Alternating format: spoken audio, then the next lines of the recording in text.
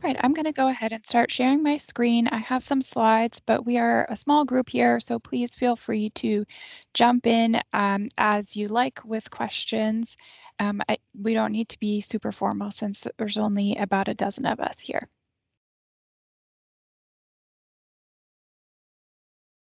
Okay, can I also get a thumbs up that you can see those slides from someone? I can't see the chat. If someone's willing to come off mute just for a moment and let me know that that's working, that'd be great. It's working. Yeah. Great, thank you. Okay, my name is Lisette Partlow. I work at the Office of the State Superintendent for Education in the K-12 Systems and Supports Division. I'm a senior advisor and I primarily work on recovery funding, and so that includes Esser. And today we're going to be talking, like I said, about Esser 2 equivalent reporting requirements, and these are requirements for the U.S. Department of Education. So today we have a relatively quick agenda and lots of time for folks to pop in during the presentation or afterwards to ask questions and do a little bit of Q&A. We're going to go quickly over what the timeline for reporting for Esser 2 equivalent recipients will look like, and then we're going to review the template that includes all of the information and the data that you'll be asked to provide for reporting. So just a reminder that this reporting applies only to recipients of Esser equivalent grants. I'm going to drop just a quick link in the chat, and I think we kind of reached out to folks to make sure that they knew ahead of time which whether they are regular Esser recipients or Esser equivalent recipients, but just in case, want to double check that everyone here should be someone who received an Esser equivalent grant. And this reporting that I'm going to talk about actually only applies to your Esser 2 equivalent grant. The Esser 1 and 3 equivalent grants came from different funding sources, so they're not subject to this reporting that we're going to discuss today. So this is a quick summary of the timeline, what reporting will look like. We are here at the first bullet right now. I'm going to be walking through some instructions for how to submit your data and what the reporting form will look like and how you will need to fill it out today. And then next week, you'll be getting an email from ossi.esser@dc.gov. And that email is going to have an attachment, the data template. The data template is simply an Excel file, and it will show you what information that you need to fill out for reporting. And then reporting will be due 2 weeks later on March 24th. And you will be returning the template, the Excel file, to that same email, ossi.esser@dc.gov. Oops. Okay, we are going to take a moment to go over the template, what you will actually be filling out when you're doing reporting. I'm going to switch over to the template. Can someone confirm that you are able to see the Excel file rather than the PowerPoint really quickly? It's there. Great, thank you.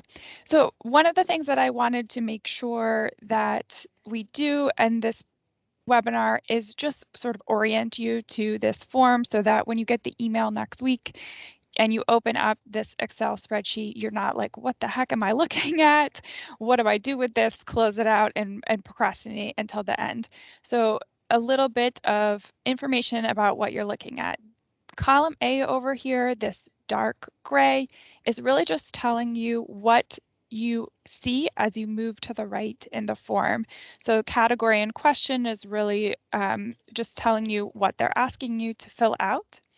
Allowable values is telling you what kinds of information you're allowed to fill in for that column. And then fill in this row is letting you know that this is where you will be filling in. There are 5 different sheets at the bottom of this as part of this template, and all of them are formatted in a similar way. You'll see that column A looks similar in all of them. And so your job as an LEA will be to just fill in the row where it says fill in the row in each of these 5 sheets in the Excel document. Overall, this is going to be about, I think, 35 or so true or false questions and about 6 or so short answer questions. So if you think about a quiz that you might give to 9th graders in your school, it's relatively comparable. We're really hoping that this is about an hour or 2 of reporting, depending on I think the true or false questions will be relatively easy to answer depending on the amount of time you want to spend on some of the short answer questions. Another thing I want to orient you to with the form is that you'll see here some OSSI to fill in cells. And when you receive your template next week in an email, your LEA's name and numbers and your LEA's Esser 2 equivalent grant and how much we have on file as having been expended in FY21 and how much remains will be filled in for you already. So that information we will pre-populate for you. The other thing I wanted to note is that it's very important that you fill in all of the cells in the rows. And so we've highlighted that with this salmon color here, all of the different cells that you will need to fill in. And you can see if you choose true or false in one of these, it will turn to white. So a really easy way as you're going back and checking to make sure that you've completed the form is to flip through all of these sheets down here and just check if you have everything, if all of the cells have reverted back to white.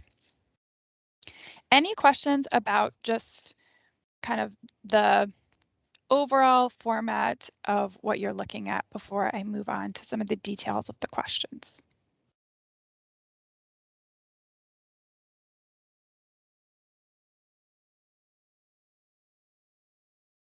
Okay, I'm going to move on to just talking about what you'll be asked to answer. So the first question is about your uses of ESSER funds, and they have these 4 main categories. You'll see these categories repeated in a couple of the questions. And it's a simple true or false question. So I think almost all LEAs will probably answer that they spent some ESSER 2 equivalent funds on these 4 different categories. Then the next question is a little bit trickier. You're going to be asked to state what is your intention for your remaining ESSER 2 equivalent funds. And so this is a plan. This is not something that OSSI or the Department of Education is going to hold you to, but they want you to write down your plans for the remainder of your ESSER 2 equivalent grant that you haven't yet spent. And so what they are asking you to do is to state percentages for these same spending categories that you talked about in the uses question. And very important that all of these in salmon need to be filled out and all columns need to add to 100 in order for the form to be complete. Any questions about this tab before I move on to the next one?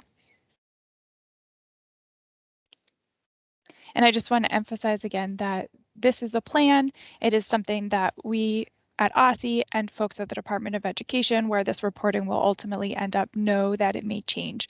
So of course, to the best of your ability, answer this question with the information that you have now, but it is okay if it changes in the future. The next question is about activities that you may have spent ESSER 2 equivalent funds on in FY21 to maintain safe in-person instructions. Safe in-person instruction. And this is, again, just a series of true or false questions. And so you can just kind of go across here and think about whether or not you spent any of your ESSER 2 equivalent funds in FY21 on these goods and services. They're asking a similar question about whether Esser 2 equivalent funds were used to provide internet services in FY21. And again, I think I've mentioned FY21 a couple of times without defining it. Apologies for that. It's October 1st, 2020 to September 30th, 2021, as it says in the instructions right here.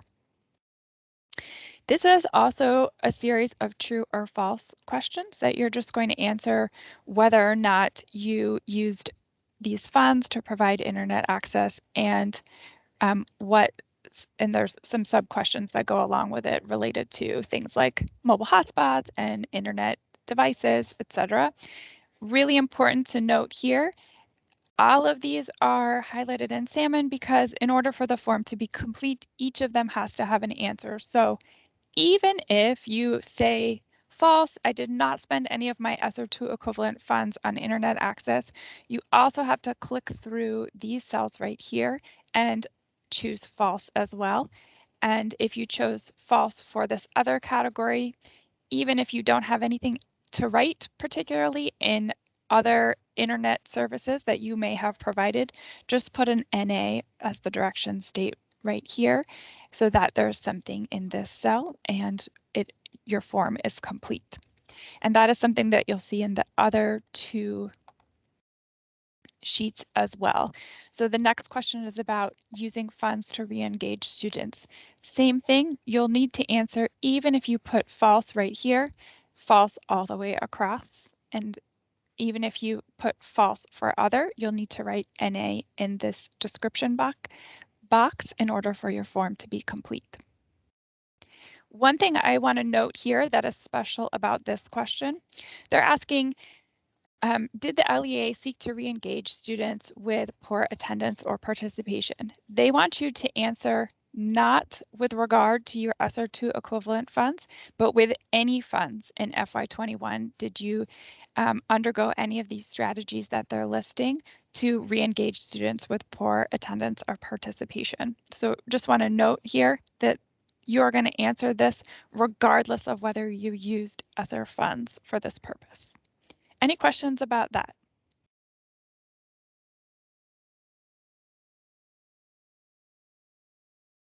And last question, it's another series of true or false questions for you to answer. And this is going to apply mostly, it will only be LEAs that have more than one site that will answer true to any of these. So this question is about allocation of ESSER resources within the LEA. So if you used some of your ESSER2 equivalent funding in FY21 and passed it along to individual schools within your LEA, you will write true here, and you will write true or false for what kinds of criteria you may have used to allocate those funds amongst your schools. If you are a single site LEA, as the directions say right here, you're going to select false, and again, false all across as well, just to make sure that the form is complete.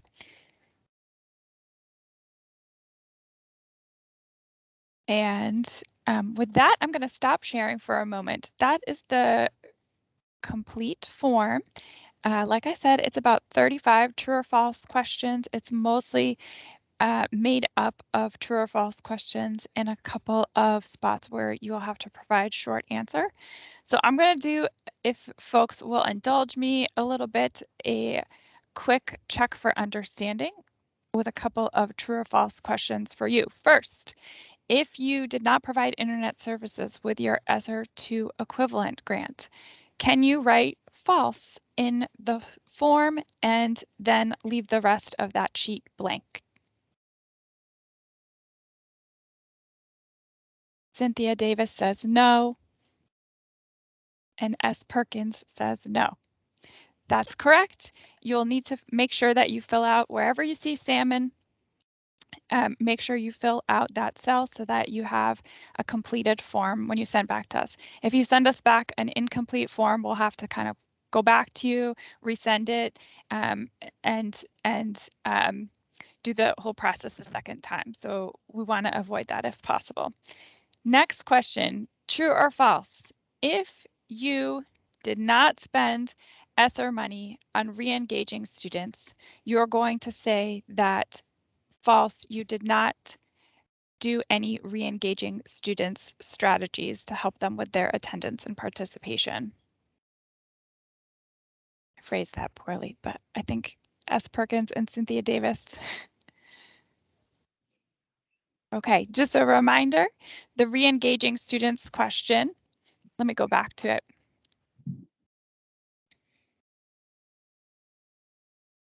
The re-engaging students question is asking you regardless of whether you spent ESSER funds for this purpose. So they want you to answer yes, even if you use some of your title money or some other federal or local money that you have available for re-engagement strategies. And then last quick question, true or false? If I have no more I click through all 5 tabs and I have no more salmon colored, everything has turned back to white, I have a completed form. True. Thank you, Cynthia and S. Perkins, I'm not sure what your first name is, for your quick answers. Okay, any additional questions? That's the entirety of our presentation. I'm going to pop up the slide we were looking at before with the timeline, just so you have that. As a quick reminder. So again, you'll be receiving this presentation, excuse me, not this presentation. This presentation, the link to this webinar will be sent around so you can refer to it as you're filling out your form in the K-12 grants newsletter, but you'll be receiving your email with the template with the Excel spreadsheet that we just went through next week, and then you'll have 2 weeks to fill it out. And before I forget, you are always welcome to email any questions that you have about filling out the template or anything else related to your ESSER 2 equivalent grants at the email you see here, ossi.esser@dc.gov.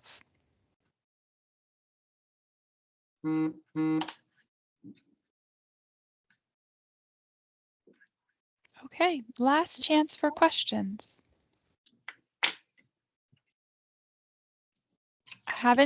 Linda, have you seen anything in the chat pop up? I haven't. While I haven't presenting, seen an eye on it, and I have not. Okay, thanks. Okay, thank you so much. Keep an eye out for email on March 10th from the ossi.esser@dc.gov email address. Thank you so much. Thank you all.